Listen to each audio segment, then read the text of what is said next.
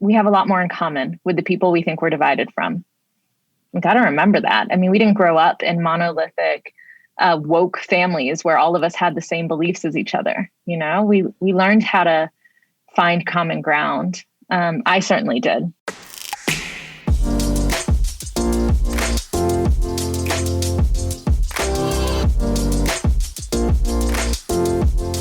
Welcome to the follow-up question. I'm your host, Michael Ashford.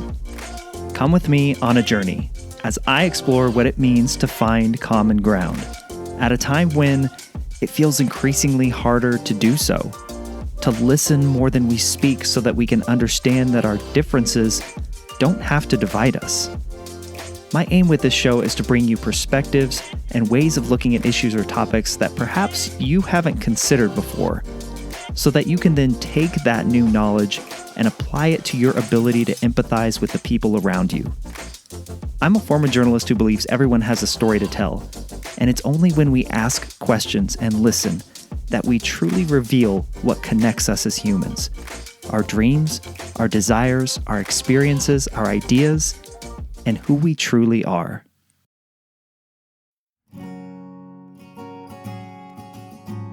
When I was in 5th grade, my teachers selected me to be a peer mediator. What is a peer mediator, you ask? Well, it's just as it sounds. If any of my classmates had an argument or disagreement, or perhaps even a fight, I or one of the other student peer mediators would get the first attempt at trying to help our fellow 5th graders work things out between them rather than having a teacher or the principal be the first to step in. Most of the disputes were pretty benign. She sat in my spot at lunch. He took my art notebook and drew on some of the pages. On a couple occasions, I was the mediator for some playground fights, but nothing too serious. Knowing what I now know, I actually think whoever came up with the peer mediator program at my elementary school was kind of a genius. You see, at our core, even as 5th grade students having lunchtime arguments with each other, we want to feel and be heard, and not by someone who simply has authority over us, who with a sweeping hand could decide right and wrong, truth and falsity, guilt and innocence. We want to be seen by our peers, and we want our side of the story to be known.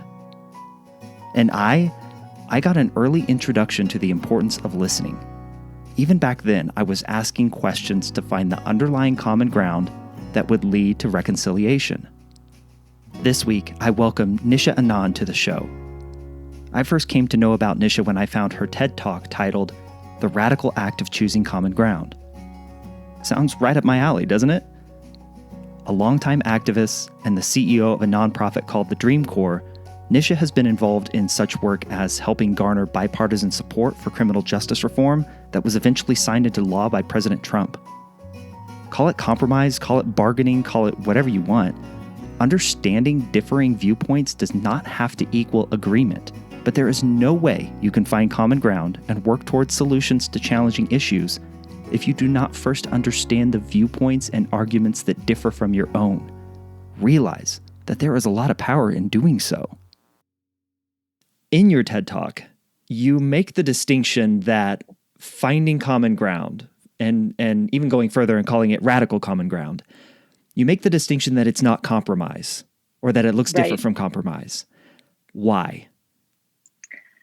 That is the question. I feel like whenever people hear me say common ground, they immediately think you're just trying to get along and make peace. And, it's not confrontational. It's just a little kumbaya. They get that feeling when I talk about it. But I actually think it's the harder position to take. It is very easy to be dug into our corners and say, this is the only way of doing things. Compromise is, you giving up some of yours and me giving up some of ours and us coming to a mediocre solution that no one's quite happy with. I want solutions that actually solve the problem, that every single party believes is the right solution. And that takes work. That takes work of looking at someone else's worldview, getting out of your corner so there's only one way to solve a problem. I mean, that's something I've always been raised with, is there's never just one way to solve a problem. There are so many ways at it. And if you can, for 1 second, step out of your view, you'll start to see other pathways to get to the same conclusion you want. And so I don't like to compromise. There are certain things I will never compromise on. my values and who I am. I mean, I've been a social justice activist my whole life. It's part of who I am. I'm not going to compromise on what I believe all people need, freedom and dignity for all people.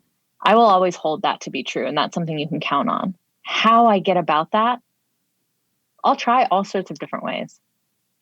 Why do we look at finding common ground as such a difficult thing, as such a stake in the ground? Like, I don't want to do this thing because it's so hard. I think there are a few reasons.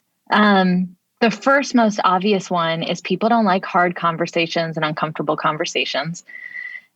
Often you have to examine what is wrong in yourself when you start that way. We don't like being wrong. We like to avoid looking bad. We like to be right.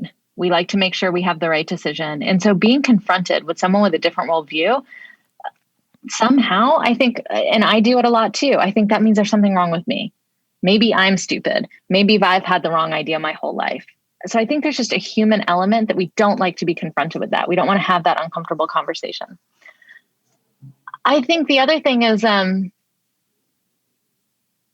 we've made an enemy out of a lot of people.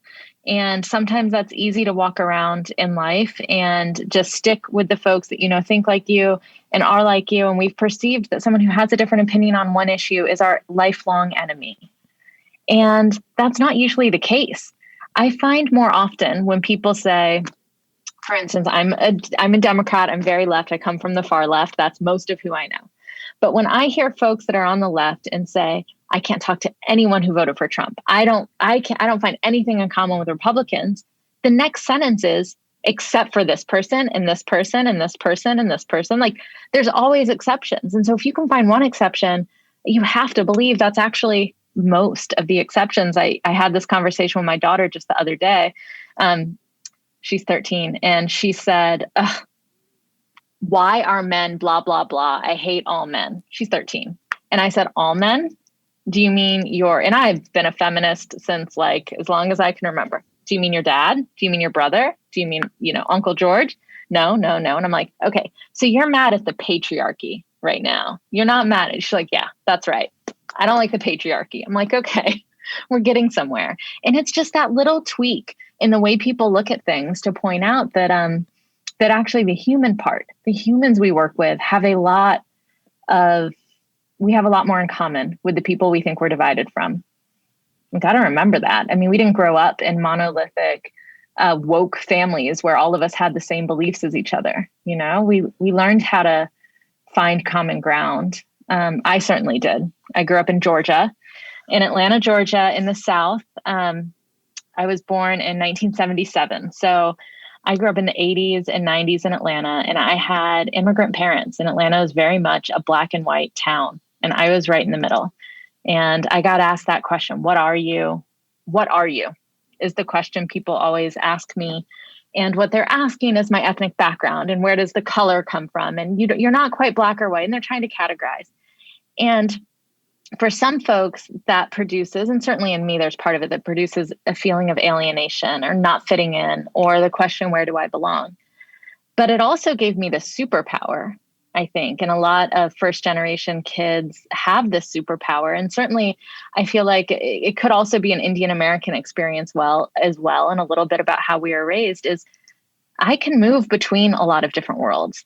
I can see a lot of different views. I have a deep empathy for things that other folks are going on because I had to move between worlds. I had to be part of all the different cultures. And I think it's a superpower I have, but I really deeply believe that's in all of us. Everyone does that to some extent. Everyone navigates worlds. And if we could use that just in one-on-one conversations or with people we perceive to be the enemy, we'd get a lot farther. The discomfort that you spoke of, that we all are pushing away and we want to be in these bubbles. You said that it's your superpower to want to kind of be in that middle and find the common ground. Do you find it difficult to have conversations? Like, is it every bit as difficult for you to have those conversations? Oh, no, it's so easy for me. It was a little bit of a leading question there. Actually, for me, it's probably similar to a lot of the people. The person I have the hardest time having this conversation with is my father, who I love, who loves me. I thank him for pretty much everything I am and everything I have in life. He is a staunch Republican, fiscally conservative. He has some social beliefs I don't agree with, and he loves to talk politics. We grew up in a family that talks politics all the time. And so for him, it's a game, and he just loves to goad me and like really get me going. And I can't have that conversation with him. And I think I'm like a lot of people. I get frustrated when I talk to him really fast. I can get angry fast. I can just walk away and shut him down. And it's funny because I tell that to people all the time. If you can't have that conversation with the people closest to you, you're never going to have the conversation on a large scale. And we point to senators and we point to our Congress people, and we're really mad that they can't have those conversations. Why aren't they talking to other people? Why can't they move this country forward? Or even if you're like me, why can't they reach across the aisle and have this compromise? I have to believe it's something similar to the discomfort we feel. And so I push myself to try to have the conversation in a more loving and kind way with my father. I certainly am able to do it when I'm talking about big issues of justice. I should be able to do it when it's just dinner conversation with my dad. But for some reason, it's harder when it hits home. I think that was an answer to your question. Is it easy for me? No. Do I still push myself to do it? All the time. And luckily, the world I've created around me and the people that I have around me at my work and my mentors and my family, they'll call me out on it when I don't do a good job. They'll call me out if I do those things that I tell other folks not to do. And I think it really helps. It also helps to have kids. And I know you have kids too. One of my kids was talking about a social media star who she was really mad doesn't use her public profile to speak out on causes. She was like, everyone else wrote Black Lives Matter and so didn't. And she was really upset by it. And I had to say, like, it is really hard to be that person with millions and millions and millions of followers as a teenager. And I was like, it's hard. You get judged. If you say the wrong thing, you get slapped down. Everyone's going to criticize you. It's hard to step out. And she had that empathy because she feels the same way. She doesn't like to go out wearing certain clothes that people might judge her on. Judgment, I mean, it's really hard for all of us. And so I have that empathy. But I remember my husband, we were on a hike. And when I said that, he looked at me and he's like, I liked it better when you were a little more judgmental. Because when we were young and we were activists, I definitely was more judgmental. I didn't always see all sides. I certainly thought there was like, the urgency of justice was so urgent that I just had to be as radical as possible, as hard as possible, until I got my way. And I think I've understood that's not everyone's journey. People have all sorts of paths that get them to the side of justice. But sometimes I do miss how easy it was to just say, yep, she should have done that. Why didn't she? She's a bad actor. To now being like, well, I wonder what it would take for her to feel like she could step out on her own. She could speak more.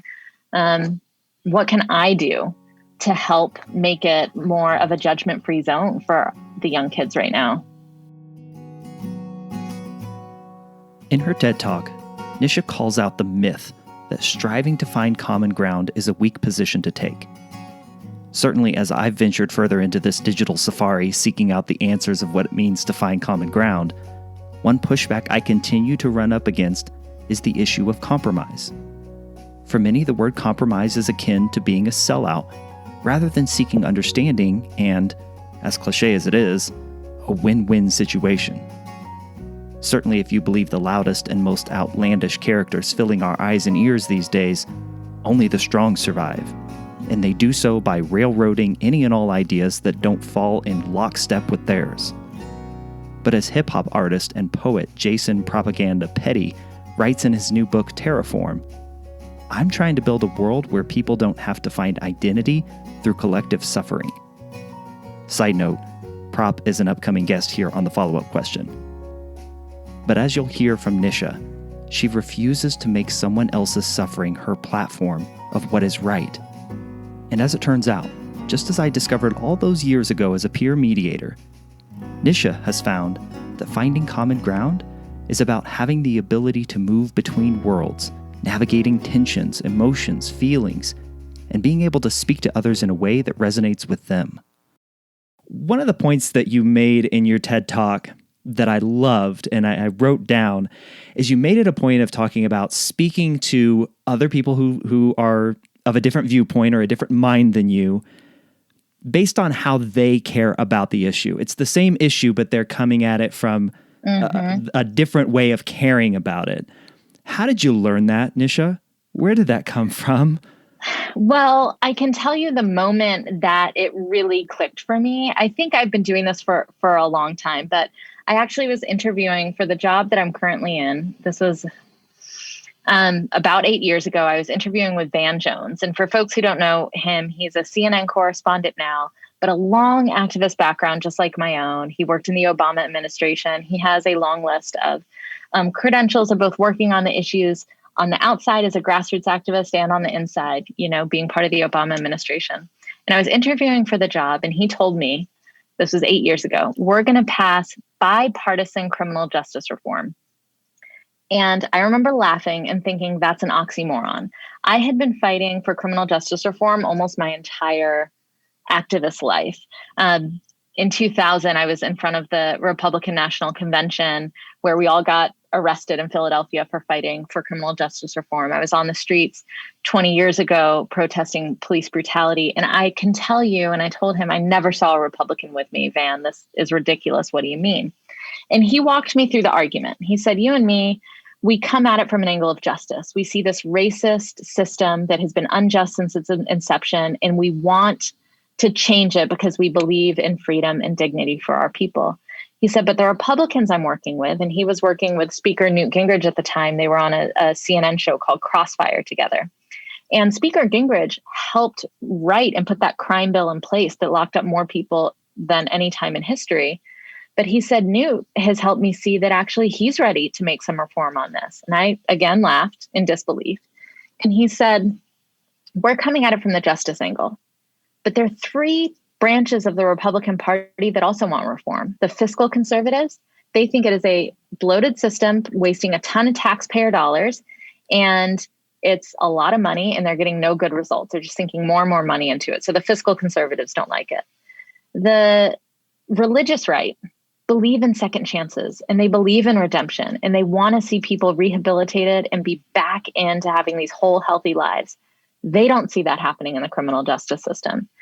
And you have the libertarians on the right who have seen people lose their entire livelihoods because of these ridiculous drug laws, marijuana laws. There's just too much overreach in kind of this criminal state. Those are the three biggest branches of the Republican Party. They want it for different reasons, but they want it.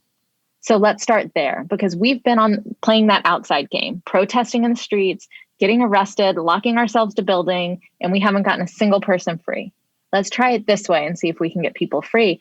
And we held the first bipartisan summit in DC, and I want to say it was Obama was still president when we held it, because we were working on this criminal justice bill then. It wasn't that long ago, but we thought 80 people would come out for bipartisan criminal justice reform.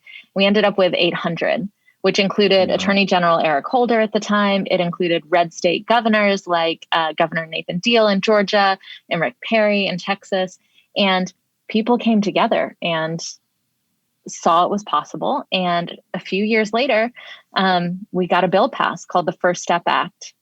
And we had a hard choice to make when Trump became president. And it was a lot of our friends who have been with us on the left wanted us to wait. They thought we could get a better bill, stronger bill with more reforms that we liked if we wait until there was a more sympathetic Congress, president. It could be an easier path. But Van asked us all on the team not to wait. So we can't wait. The people inside can't wait. There are people who are locked in. They do not care who's in the White House. They want to get home to their house. And we're going to make it happen. And so we didn't stop. When the administration changed, we didn't stop. We still worked with our allies on both the left and the right. And we pushed through a bill that now has seen, I think to date, and unfortunately you can't quote me on this number, it's somewhere between 14,000 and 17,000 people have been home because we got that bill signed. And there's only one way to get a bill signed into law is it stops at the president's desk at the end.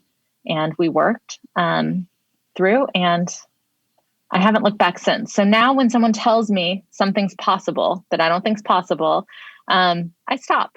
I wait. And he said that climate reform is the next thing we would do. And climate justice has it hasn't always been this way, but certainly for the last 10 to 15 years, it's become such a divided partisan issue, and it shouldn't be. We all live on this planet. We are all impacted by what's happening. Obviously, some communities are hurt a lot worse by climate policy, and we've been fighting for those communities for a long time. So we might be coming at it from an equity angle, from an angle that looks at environmental injustice and the injustices in communities of color. But there are people that are looking at it from different angles. I was blown away to find out that the Department of Defense had published a paper that said climate, and done some research, that climate was actually threatening our security worldwide.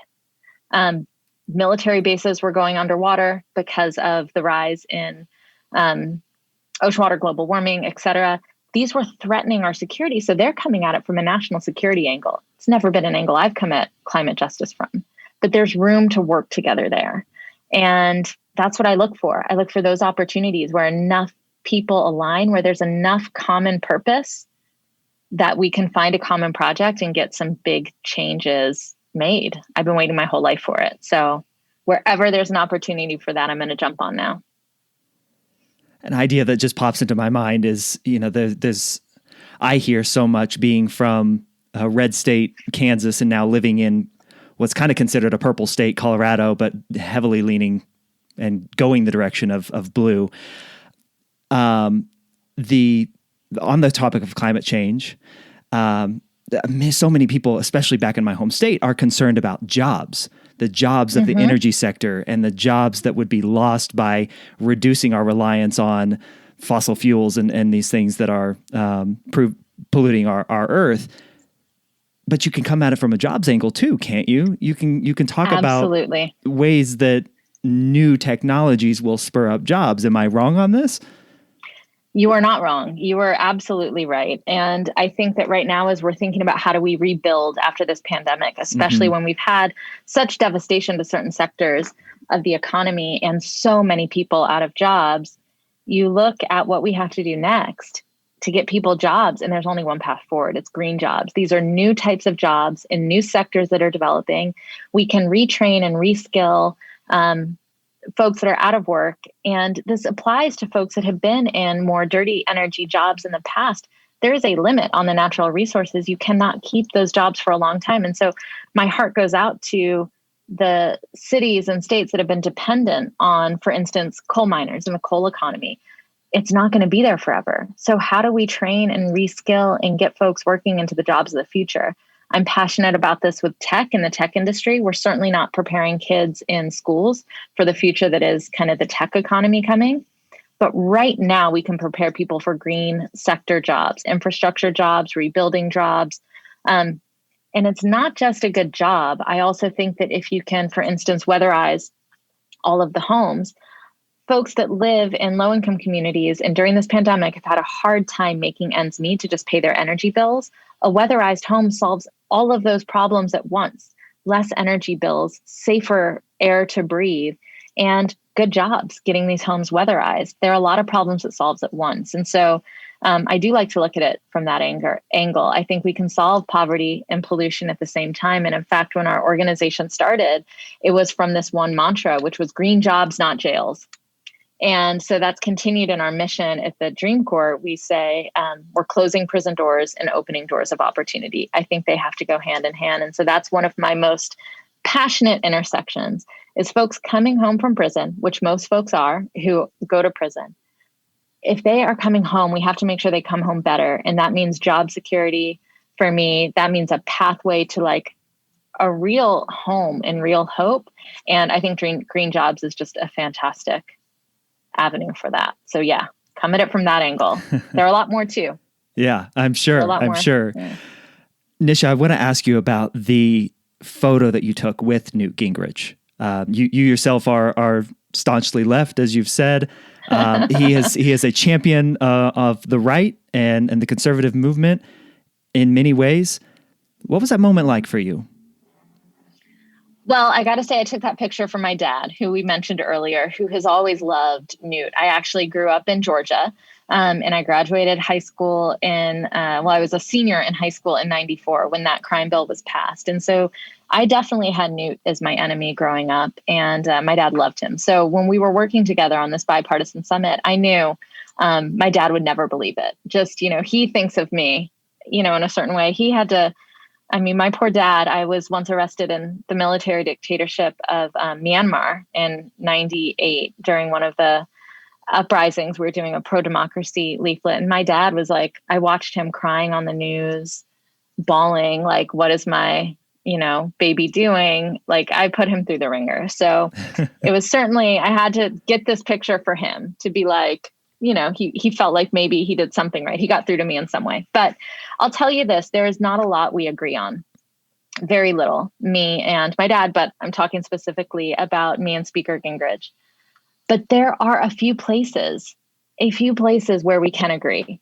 And that's what it's about. And I think that he's also someone, a historian. Debate is a big deal for Speaker Gingrich. He is happy to debate all the issues. And you can have an amazing conversation with this man because he knows stuff that you've forgotten. You might have learned at some point in history, but he knows not just that point, but everything around it. And so that debate, that's what the American experience is supposed to be about. Us being able to discuss and debate and figure out, refine our ideas.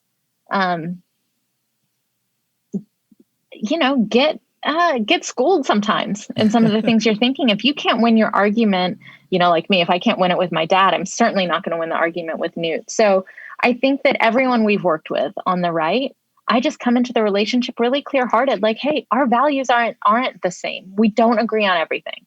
So let's double down on where we agree and let's debate and discuss and, really poke holes in each other's argument where we disagree. And I'm going to walk away and we're still going to be friends. Because that's the other part is I'm Southern. I grew up in the South and you're polite to absolutely everybody. Every single person was welcome in our house, was welcome to, I always joke about tea. We offered everyone tea because we're Indian, but also sweet tea because we're Southern. So you can come to our house and get tea. Doesn't matter what your politics are. You're welcome at our table. That's also just a part of who I am too. So with all of our partners, I'm just open. I'm really open about it. And I think he's one of them that's like, yeah, that thing you just wrote, that is horrible. I think it's bad. I think it's bad for our country. I think it's bad for anyone who's read it. I think in this, have that conversation. Don't be scared of it. I think a lot of us just say we can't talk to someone who thinks like that. That doesn't get us anywhere either. Go there. I want to know, what do these conversations look like, sound like? How are they started? I think so many of us build it up in our minds. I know I do. But what do they look like?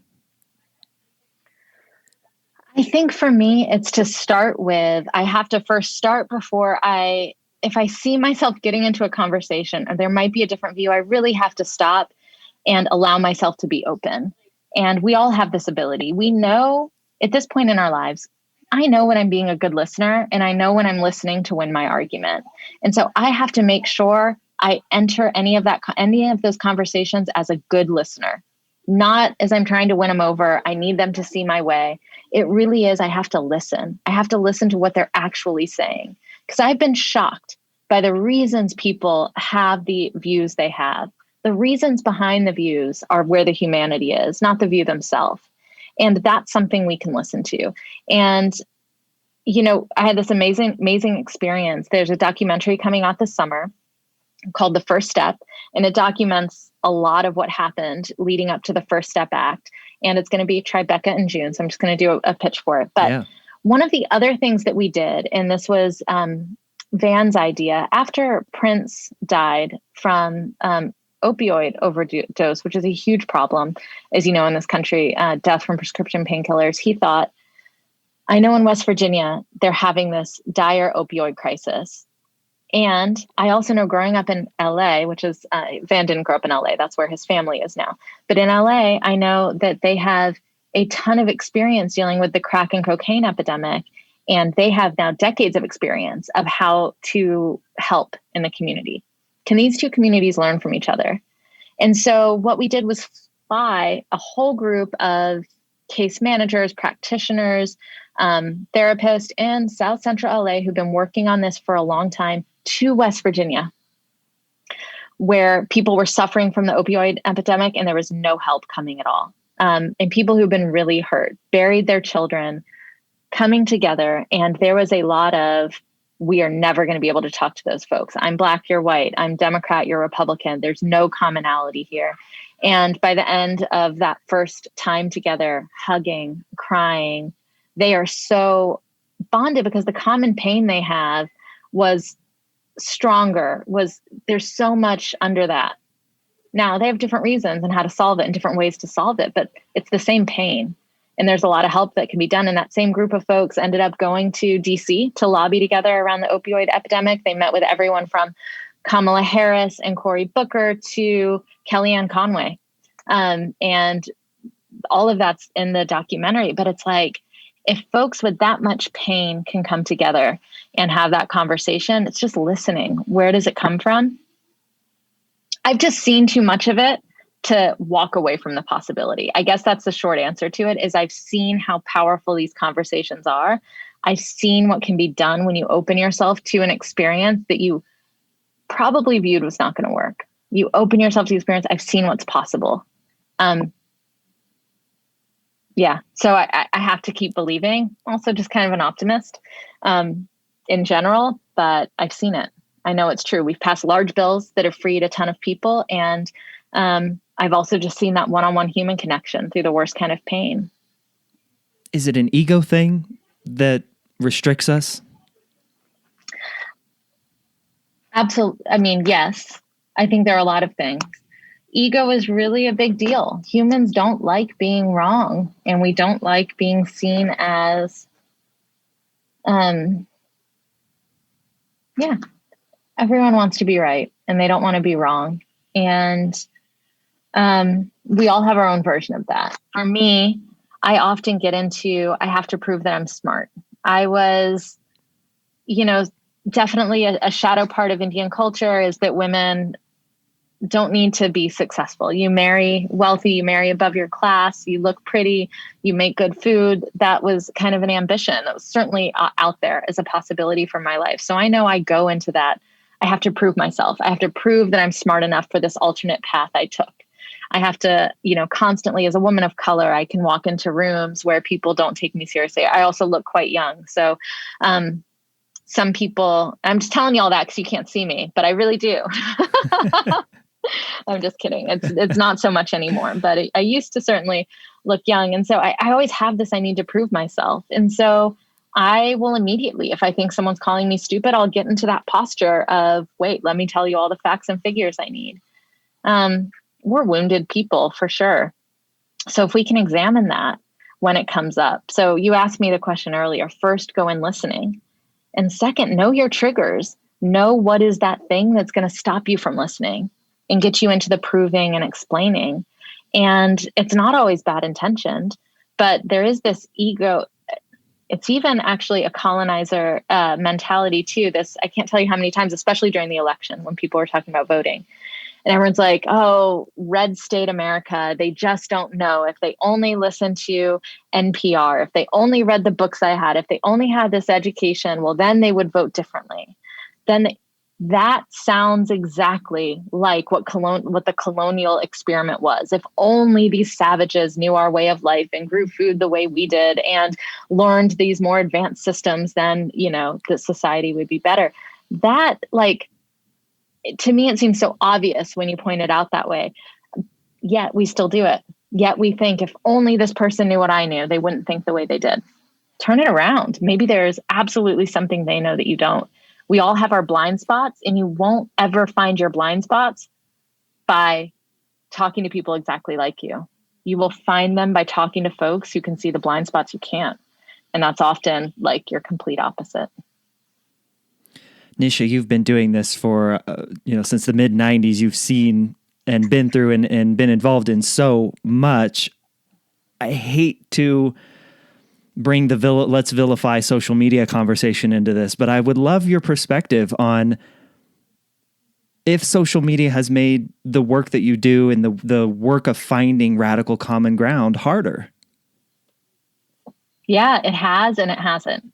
I think the obvious way in which it has is that um, I mean, this is the internet. When the internet came about and there was the ability to access information at a different rate and at a different speed and from different areas, there was always a place where truth was going to be a problem.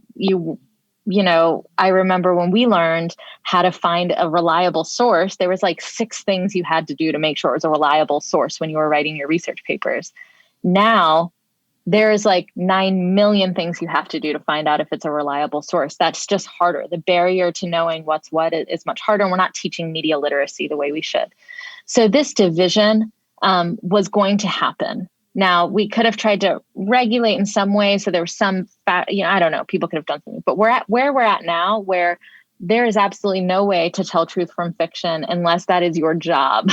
Like you're like, I have to figure this out because I have to know if it's right or not. I often get posts from a lot of my family. Is this real? Is this not? And I still have to take a while to find it out. So the division was going to happen, and the algorithms have now made it that you can reinforce that worldview. And this is well documented as well. So in that way, it has made it a lot harder to find common ground because, I mean, the conspiracy theories that some people believe are, it's really hard to understand. So I can say that. And I can say in the same token, it has produced beautiful things. The outpouring of support for right now in India, that's all on social media. You would not have seen those atrocities when I was young and what's happening because of COVID. You would not have a moment. And I think the horrific George Floyd murder is a perfect example of what's possible. Is that has been happening for as long as America as this country has existed. And for a long time, you heard people crying about it. There's no video or photography or evidence. No one can be believed. You get your first video with Rodney King, which was about 30 years ago, and no conviction. That was just a video that someone happened to be videotaping. We know that there were hundreds and hundreds of more. But then last year, we all witnessed together in one moment, and every single person in this country's heart broke and shattered into a million pieces. And we finally could understand the empathy. For some folks, for the first time, could actually believe that this was real. And that's also a product of the media and technology we have right now. And so the movements for racial justice have been a lot more powerful. Same issues I was fighting for ages ago, but now with so much different outcome. And the conviction of Derek Chauvin certainly gave me a piece of hope I hadn't seen in a while. It might be slow, but that was a verdict that wouldn't have been possible without it, without the power of technology and media. So yes, it's creating more divisions. I wish I had the solution for it, but I also think there's a potential to connect us to each other's humanity. There are stories that we've told through social media that have changed hearts and minds. As we come out of or look to come out of the pandemic, so much has happened in the time frame where we've been, for the most part, pretty darn isolated as people. Do you have concerns about what the reintegration of society will look like as we begin to emerge from our homes and our cocoons? Any concerns there? Yes. My concern is we lose sight of what's possible. I now know, and I think we've all now lived through the experience to know humans can make any change possible. We adapted to all of these, what are now norms, like wearing a mask, washing your hands as much as you were supposed to, but now actually everybody does it. We were able to adjust to a different way of shopping, a different way of eating, a different way of schooling in no time, like rapid response changes that are now just part of our everyday lives. So now I know it's possible. No one can ever tell me again that we can't change a certain way. That's just how things are. I now know you can change it for better or worse. If we have to look at silver linings, that's a silver lining. The other thing is we've seen how interconnected we all are. When the pandemic hit, we had to depend on essential workers Of course, our healthcare workers and our frontline workers, absolutely. And there's a ton written about that. But the essential workforce, what used to be seen as expendable, we now know are keeping all the rest of us alive. The farm workers, the grocery store workers, the teachers, and everyone thought these are expendable. We don't have to pay them anything, or healthcare, or et cetera. They kept us alive. I am so worried we won't remember that lesson. And you see some of that now when we're fighting about some of the stuff in the infrastructure bills. And folks are like, well, should we pay that much? And $1,400 check is too much. And those types of fights, like, but do you remember how your survival depended on their survival? Do you remember how interconnected, if someone got COVID in one place, the entire area could be wiped out? Like, let's choose the path that takes care of all of humanity. That's what I'm worried about. So as we come out of the pandemic, what's my worry is that we forget that lesson that we really needed to learn. And it came at such a great cost. The amount of grief that we collectively hold now, I don't want to forget that too. We still have people grieving quite a lot. We lost a lot of people, and the survivors of that, I hope our hearts can be as big to hold them as they were when the first deaths came. We grieved a lot, and I think the desensitization is hard. So I hope we can hold the grieving. I hope we can make sure our essential workers are taken care of forever. And I hope we'll pass policies that lift everybody up and work for all people. In the spirit of radical common ground, I want to run a scenario by you. You have someone who has been a staunch mask wearer and got the vaccine immediately upon its availability. We can begin to create a caricature of this person, right?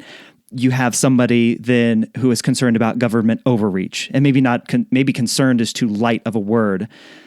Government control. You have somebody who is concerned about untested, long tested vaccines and not wanting to put that in their body. Where do those two caricatures, where do those two people from those idea spaces come together and find radical common ground? First, in curiosity. First, you have to be curious. Why? What's underneath it? Our reasons for having our views are where it starts. And I'd pinpoint that. I would keep asking why until you can get to what's really behind it. What are you scared of? What's the big fear here? Because I am sure that on that place, there's common ground. I can understand the fear of someone who maybe has seen vaccine experimentation on their family or in history. And so they have a weariness of any vaccine. Or they know someone with one of those rare cases back in the day that had a reaction to A, B, or C vaccine, whatever it is. If I can understand your pain and where that comes from, we're having a different conversation, a very different conversation than if I just think, you don't care about anyone else and you're just selfish. Those are very different conversations. So I think you first have to be curious, be in that listen mode, and be prepared to learn something new, to see a blind spot you didn't know. I speak out of direct, very recent experience from this when I ask you this question. How do we not come off as condescending when we continue to ask those questions and not feel like we're trying to take an angle with someone? Well, I mean, that is a great question. I think that we all run the risk of doing that. And for me, I recognize the moment it comes up. I'm a persuader by nature. I was a high school debate nerd. I debated in college. I love winning my arguments. So I now have spent a lot of time recognizing when I switch from listen, because I'm also a very good friend and a great listener. I can be that too. Both of these things are true, but I know exactly when I switch from one to another. And that's deep work we have to do as humans. What triggers us, what makes us switch, because authenticity. We all know when we're actually being heard versus when someone's kind of listening and thinking about their phone or thinking about the thing they want to say. You know that. And so I don't think it's much of a problem. How do I not come off as condescending? I think it's how do I be authentic and really stay in my body and listen and not try to prove myself. Because that never sounds condescending. You know, when someone's listening with empathy, just like I know the moment when I switch and I'm not. That's my only advice, is to be present with yourself and figure out when you're performing, listening versus when you're actually listening. Why is this so ingrained in you?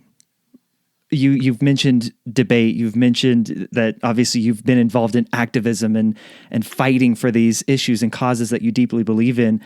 You're taking it a step further than I think many steps further than a lot of us do. Where did that come from? Why? Why is this your chosen path for your life? I've answered that. I think I answer that different ways at different times. I certainly have stories from growing up that made me see that this was a good way. But I think I also just have in me that I want to win. I want humanity to survive. I want my people to be free. I want the folks who have been traditionally left out of what I and my family was able to achieve. I don't want that to happen anymore. So I'm also just kind of a sucker for the good ending, where everybody is free, where everyone has a place at the table, where everyone can be heard. And so today I'm going to give you my strategic answer, not the moral answer, not the value answer, because I think you do a lot of that already on your podcast, why morally we should be listening and asking that follow-up question. Strategically today is where I'm feeling strategically we need to do it. There's no other way to win. You cannot win a solution. You can't say, I want to make things better, but I'm not going to include y'all. Y'all are bad. And in my solution, you guys can exist, but I don't care about you.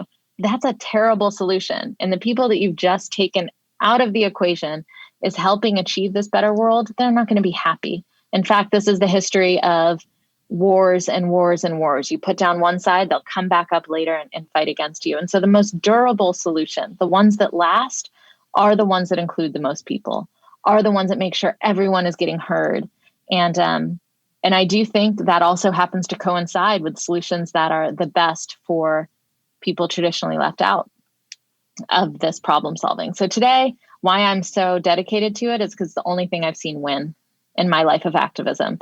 Like I said, I've been the person chained by the neck to, an embassy protesting. And then I've been the person who, helped lobby with a bunch of Republicans to get this bill passed. I've been on both sides, and one of them got people free and one of them didn't. So there's also just a pragmatic, strategic part. How do we not leave the conversation? I want to go back to the West Virginia opioid crisis story that you told earlier. You mentioned that at the end of these meetings, there was hugging, there was crying, there was more of an understanding, and then they moved forward to, eventually lobby for these changes. After the feel-good moment, what steps are required of us after these conversations to not slip back into old patterns, old habits? How do we keep the change progressing forward that we're experiencing in that moment of emotion? I think that's a great question. And I can lose sight of it. I mean, we default to the way we wound up being. And for a lot of us, and this is me included, I'm a fighter, I'm a persuader. If I'm left to my own devices, I can forget that lesson and instead just feel like I need to win over everybody. So we can default to the way we wound up being. I think we need enough experiences of how powerful it is when we can come together. We have to see it. We have to feel it. I mentioned earlier, like I've seen too much good thing happen to go back. So then it's a constant reminder and a daily practice, and the way you try to form any other habit in your life. And, I wish I had the formula for that. A lot of other great people do. But then it's a daily habit. I think you can start by shifting who you follow on social media. I think you can give yourself challenges. Who am I going to talk to today? How can I come up with a purple project, not a red project, not a blue project? How can I find something that's, perfectly in the middle purple that still has my values of, justice, if it's criminal justice, but I can find someone across the aisle to work on. We have a lot of those issues. Nobody likes homelessness. None of us like that some kids are left out of a good education. No one likes that some people breathe clean air and some don't. Like, there are a lot of common ground projects we can help solve, and just push yourself to do it. We're a divided country. The last election showed us it's not, the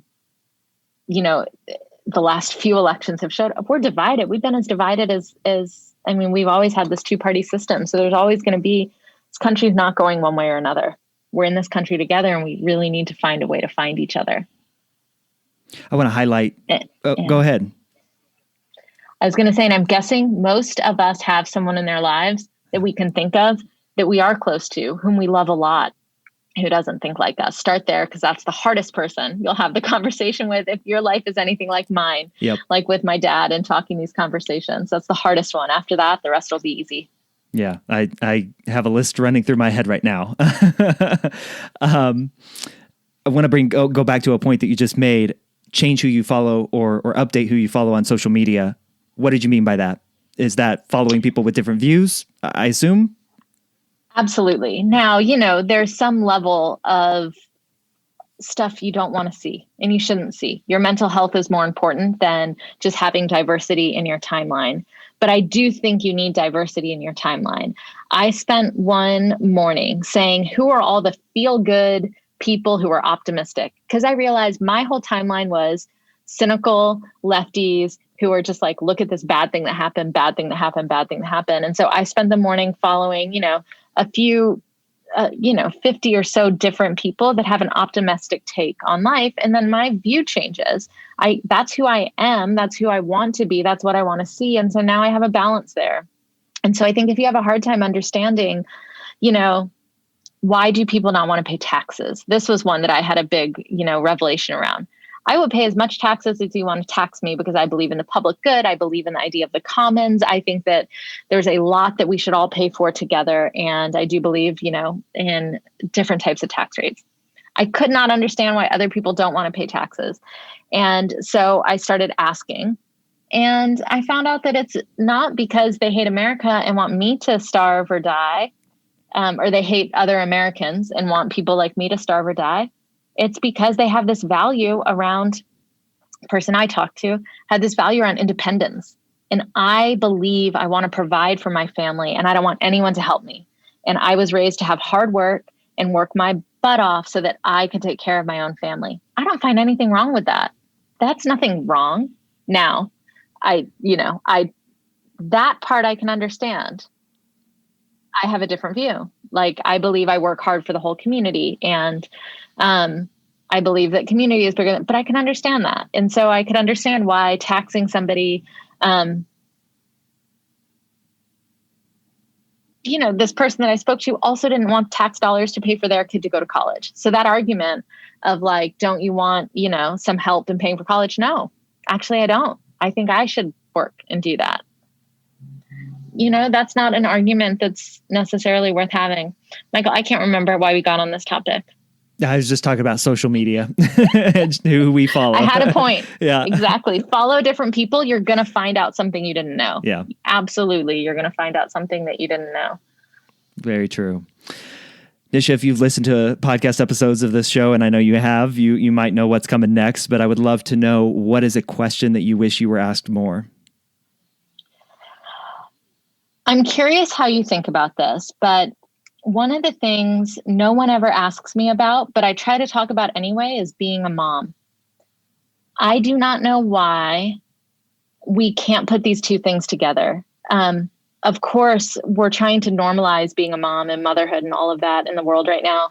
And it just doesn't make sense to me why we can't talk about it in a normal way, but also why it doesn't become part of everything I do. I mean, that is who I am. I'm a mom. I take care of my kids the way I take care of my staff, the way I take care of this earth and this planet and the people on it.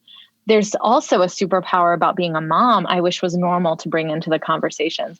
I often joke, we have Slack channels at work, and and some of them are optional because they're fun on our Slack. And for those of you that don't know, it's kind of like text messaging. It's the internal communication, the way you text with your staff. You can have all these different rooms, and some of them are just fun. And so we have a channel for pet pics, pictures of your animals, and we have one for kid pics, pictures of your kids. Now, usually no one wants to hear about your kids or your animals. But from my learning, having both, so many more people want to hear about my animals and being a pet mom than ever want to hear about your kids. And on our Slack channel, that's true too. A pet pic comes every day. A kid pic comes like once a month from our staff, and we're mostly parents. And I don't know why it is. I've definitely noticed kids have been left out of a lot of the conversations around the pandemic and their survival and their mental health and their education. And I think if we can marry being a mom at home, if I could talk about that and how it applies to my work, I'd be bringing my whole self in. And I want to see more of that. I think you have to bring the whole self. So I wish people did ask me more about how mom influences my work. I got teenagers now, so I've been through it. Has being a mom made you more empathetic? Absolutely. And it's made me understand that people come up with their own ideas. Having teenagers helped me understand, to see the evolution of the way that my son is 15 now, and the way his thinking has evolved so that he's his own person. It's made me understand that it's not, oh, if only he read this, if only I knew this. Well, he's got his own thoughts. I have one kid that's more radical than I am, and thank goodness they get to teach me new things about different, movements and ideas that are coming up. And then I have one who wants to troll. He just loves to give me the arguments that are going to poke holes in my thinking. So it's made me more empathetic, but it's made me understand that that we're complicated. Humans are complicated. We think the way we think. And there's a lot of common ground to be had. For sure. I wish they were little mini me's and they thought exactly like I do, but they don't. So I think a lot of parents are trying to parent to make mini me's, and that can run us into some issues. It's funny. Yes. My wife and I were just talking about actually this very topic last night as we were sitting on the couch before we headed to bed. There is so much judgment in being a parent. That your kids are judged as a reflection of you and not as a reflection of them and their own experiences. And so we're very, very adverse, I think, to share our kids, because it will be levied as a judgment against us if there is some critique or some if they don't act a certain way. My wife was absolutely. Yeah. My wife was talking about a little girl at her work that wasn't cooperating. We'll just say it that way. And some of the judgment from other staff members was, she's such a brat, and her parents need to get that under control. And my wife, being a former social worker and former, advocate for domestic violence and sexual assault victims, says, What would the experience of a 7-year-old be that she would act that way in a public setting like that? Yes, there is the possibility that she is a spoiled brat, but what if she's not? Mm-hmm. And I think as parents, we can, the dog is not a reflection of who we are, because we can train that out of them with like a shock collar if we want to, right. or with a treat. A child is a reflection of us, and so we're judged based on their actions up until a point. And you've got older kids than me, so you tell me if it ever stops. But that you asked, what my view might have been. That was what comes to mind. Like that conversation, literally, I had with my wife last night. We're judged as our kids we're judged through our kids as an extension of us. Yeah. I don't know if that resonates or not. It totally resonates with me. Absolutely. And this is an adult problem. Adults judge adults. Yes. And that's what we have to stop. I became less judgmental once I became a parent. I remember being self-righteous too, like, man, Amen. They need to get their kid under control. And then it was like the day where I'm like crying in the grocery store aisle, and one kid is like dragging my pant leg and the other one's throwing stuff. And I'm like, okay. Clearly, I was wrong for years and years and years. And so, yeah, there's a way in which you have to go through it to not judge people. But man, that lesson, I don't know why other folks haven't learned it. But man, I wish we could apply it to everything else in our lives too. is no judgment. There are always reasons behind the way we are. There are always reasons behind what's going on. And it's never what we think. Like, so yeah, I wish I could wave a magic wand and get rid of that judgment, but it certainly is an adult problem. And there's our ability to not care. And we say that, we give that to other people as advice on things that aren't parenting. It's like, oh, I can't speak out on that because so-and-so would judge me. And we're like, no, you have to speak out. It's the right thing to do. There's something similar that's just like, do you as a parent. And if they all judge you, they'll judge you. That being said, I still have all sorts of inadequacy issues about being a parent. And why aren't mine as smart or as, whatever. So I'm judging myself too. I don't know that I'll ever change for us, Nisha. So solidarity there. Thank you so much. We didn't even get into the work that you do as CEO of DreamCore. Am I saying that right? DreamCore? Yeah. Yeah. Real quick, in a couple minutes, can you describe the work that you do and how people can connect with you and your work? Absolutely. I talked a lot about some of our DreamCore work throughout this conversation. So, we work on criminal justice, climate justice, and tech equity and diversity in the tech sector.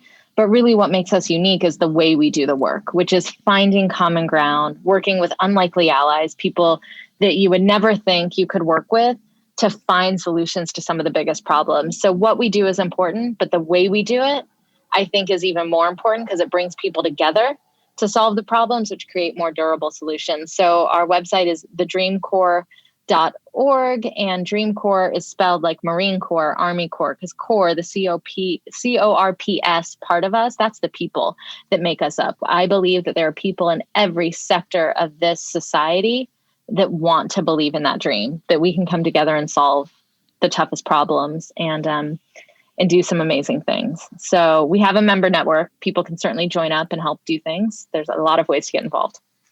Fantastic. Thank you so much for this. I've greatly enjoyed it. I love following your work. I love your TED Talk. I will link that up in the show notes so people can watch it. Thank you. And best wishes to you and the work that you do. Thank you. I'll talk to you later. We'll stay in touch. Yes. Many thanks to Nisha for sharing her story on the show this week. Please do me and Nisha a huge favor and share this episode with someone you know who might also find some value in listening to today's conversation. That's the way this idea grows, this idea of asking questions to find common ground.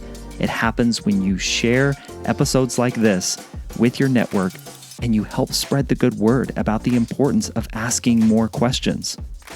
And if you like the conversations with the amazing guests like Nisha that I have on each week, be sure to subscribe so that you never miss an episode. If you ever want to get in touch with me, you can always email me at michael@thefollowupquestion.com, or you can go to thefollowupquestion.com and reach out there. I'll catch you on the next episode of The Follow-Up Question, and until then, keep asking questions.